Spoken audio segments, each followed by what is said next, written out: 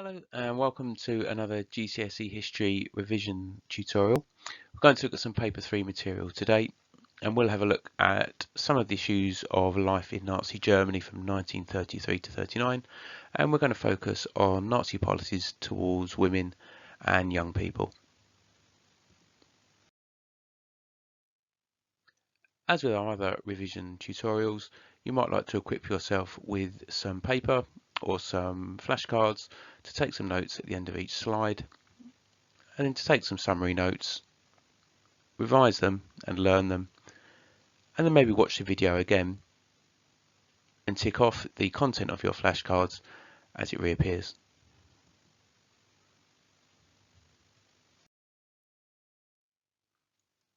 Okay, so let's have a look at the big picture first of all.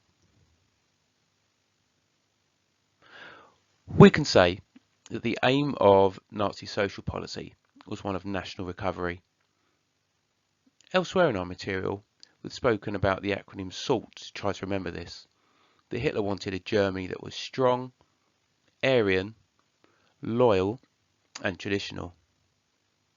So the objective of Nazi social policies is a cohesive and uniform society. So that's a society that fits together and that has traditional values.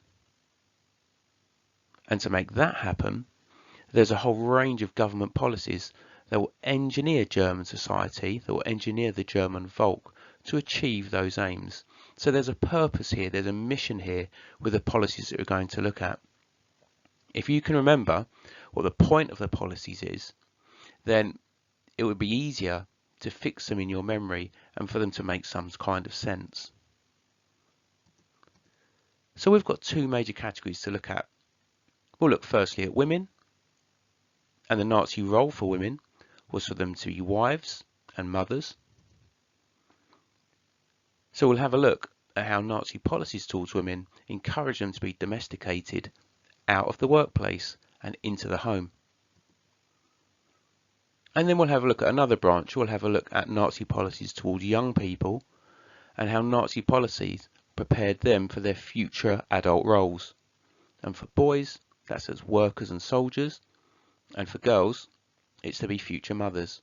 And so we'll have a look at how the process of Nazification, of indoctrination, took place for them. But let's start our focus with women. Okay, so firstly, women in the workplace. And our theme here is that women were increasingly removed from employment. So before the Nazi state in the Weimar period, lots of women were employed in high status professions and there was high employment rates. So the Nazis set about changing this. In areas where it was easy for them to control, women were simply sacked and removed from roles. So these included government employees, civil servants, teachers and doctors. But it was also done more subtly as well. So for example, girls were discouraged from entering higher education to prevent them from entering top-level professional jobs. And there's wave after wave of Nazi propaganda with a key message of Kinder, Kirche and Küche, that's children, church and kitchen or cooking, so the home, that women were exposed to encourage them to adopt their traditional role, that of being domesticated. So the impact was that women did leave the professions, fewer women were employed. However, this did change after 1937 as there was some movement back into the workplace as Germany rapidly prepared for the Second World War. And a last impact to note is that women were simply taken out of unemployment statistics. So the government used the removal of women to secure some really quite positive statistics. And that's one reason why unemployment appeared so low in Nazi Germany. Okay, so let's look secondly at marriage. And our theme here is that Nazis actively encouraged marriage.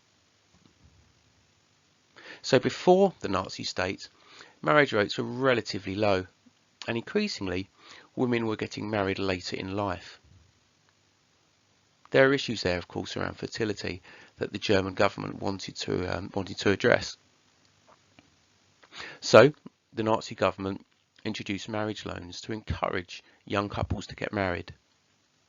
But these were given on the basis that the wife would not enter employment.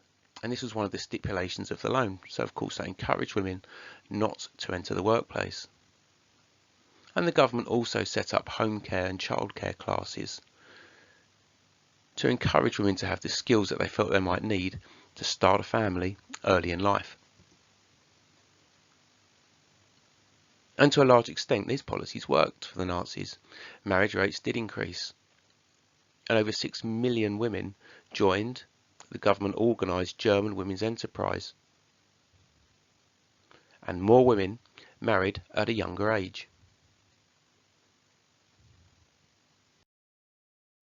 Okay, so let's have a look at the key area of the family and childbirth. So before the Nazi state, the population of Germany had been depleted with the effects of the First World War, and the birth rate was stable, but it wasn't increasing.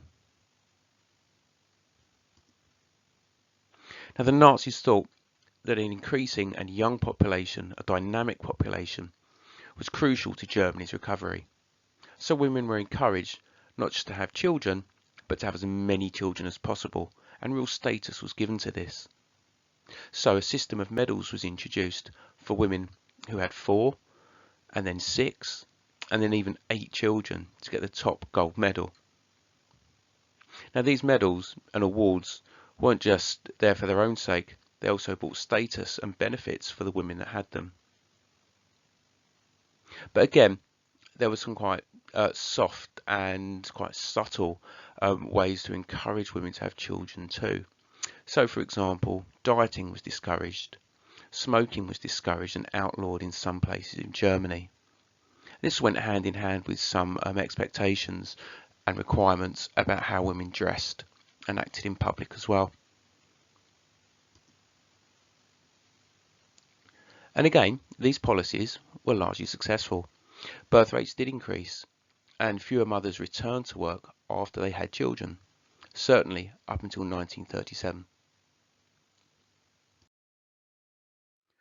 Okay, so let's have a look at our second branch, and that's Nazi policies towards young people, where they were preparing the boys to be future workers and soldiers, and the girls to be future mothers. And both of these areas would require the children to be Nazified, to be indoctrinated in Nazi values. So let's look firstly at the Nazi youth movements, where children were indoctrinated in their time outside school. So before the Nazi state, youth movements were quite a common feature of German life. They were well established. Different churches or political groups often had their own youth wings.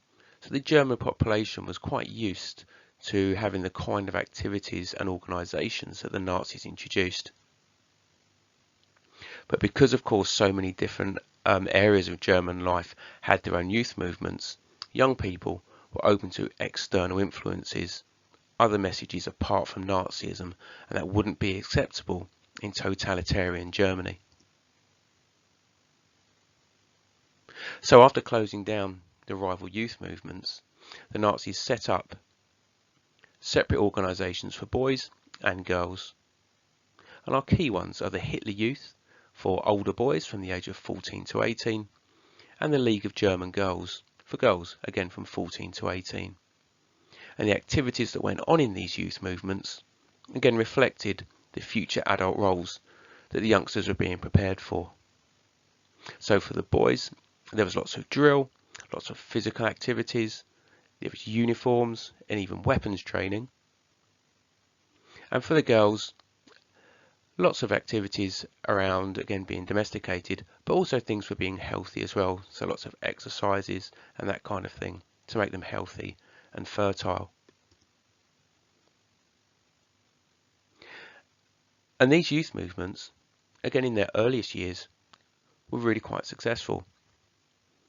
At its peak, membership was about 80% of all youngsters in Germany were engaged in Nazi youth movements.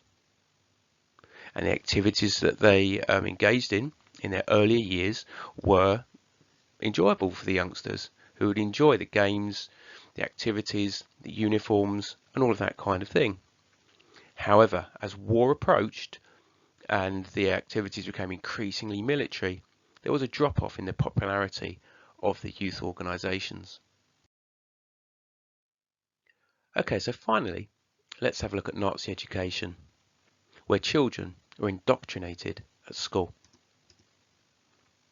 So before 1933, it was entirely possible that children were taught by non-Nazi teachers and were learning things that didn't necessarily develop a belief in Nazism.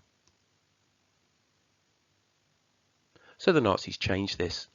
They introduced a Nazi Teachers Association, and non-Nazi teachers were sacked, so children were taught by party members who had signed up to Nazi values. And the curriculum was changed. Children learnt much more history, in itself a good thing, but they learned much more German history.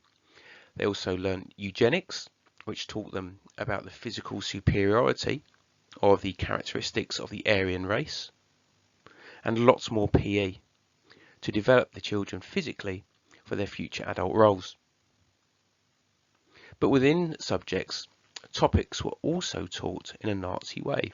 So, for example, in mathematics books, problems would be phrased around the cost of social care of handicapped people and that kind of thing. Handwriting books, as you can see on the right there, would be decked out with Nazi insignia as well. So the message all the way through children's experience at school is one of Nazism. So our impact was a much more defined government control of education. Schools clearly developed Nazi values, and children were prepared for their future roles in Nazi society. So we've covered quite a lot of ground. If you take away just 3 key messages from this presentation, try these 3. Firstly, that Nazi social policies were designed to create this national recovery. Secondly, policies towards women encouraged them actively to be wives and mothers. And thirdly, policies towards young people were all about their preparation for their future adult roles. Okay, last of all, if you want to try a couple of practice questions on this, maybe have a go at these 2 12-mark questions, where remember, we usually work on 3 paragraphs with no introduction and no conclusion. Okay, we've come to the end. I hope your revision's going well. There's lots of other videos for you to use on our CHSG History YouTube channel. Good luck.